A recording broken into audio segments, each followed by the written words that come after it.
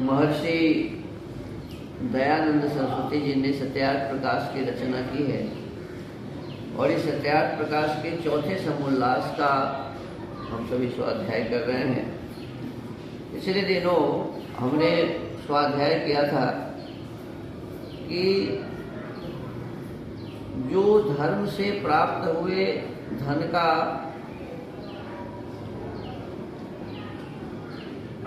तीन व्यक्ति को देना है, वो तीन व्यक्ति कौन है?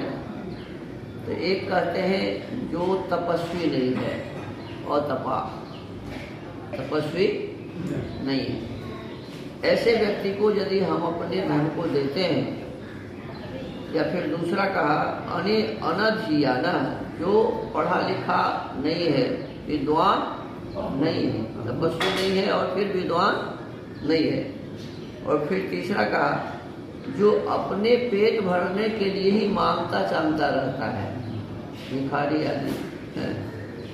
तो कहते ऐसे तीन व्यक्ति को धन देने से क्या होता है?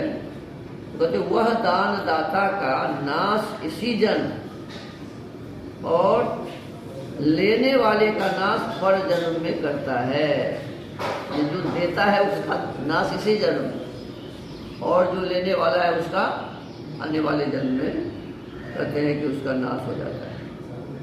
फिर कहते हैं जैसे पत्थर की नौका में बैठ के जल में तरने वाला डूब जाता है, पत्थर की नाव पर तो पार नहीं हो सकेंगे ना, वैसे ही अज्ञानी दाता माने देने वाला जो समझदार नहीं है वो भी, और ग्रहिता जो लेने वाला समझदार नहीं है वो भी, दोनों अज्ञानी दाता और ग्रहिता दोनों अधोगति अर्थात दुख को प्राप्त होते।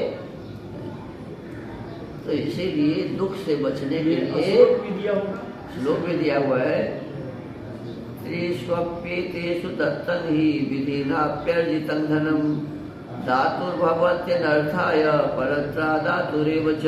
ये मनु महाराज के श्लोक हैं। यथा प्लवे नौपलेन निमज्जत्योदकेतरन् तथा निमज्जतोधस्तादज्योदात्रिप्रतीक्षको। तो हमें बहुत ही सावधानी से किसी को देना चाहिए, समझदारी पूर्वक किसको दे ये विचार करके देना चाहिए।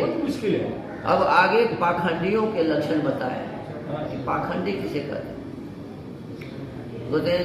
धर्मध्वजी सदा लुब्धस साध्वी को लोक दम्भ कहा बैडाल वृत्ति को जेयो हिंस्र सर्वाभिसंध कहा अधो दृष्टि निष्कृति कह स्वार्थ साधन तत्पर तथो मिथ्या विनीत वक्रव्रत चलो द्विज।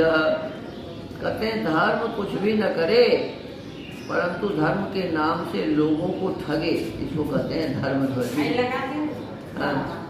फिर कहते हैं सदा लुब्धा, सर्वदा लोभ से युक्त, धार्मिकः कपटी, लोक दम्भकः संसारी मनुष्यों के सामने अपनी बड़ाई के गपोड़े मारा करे।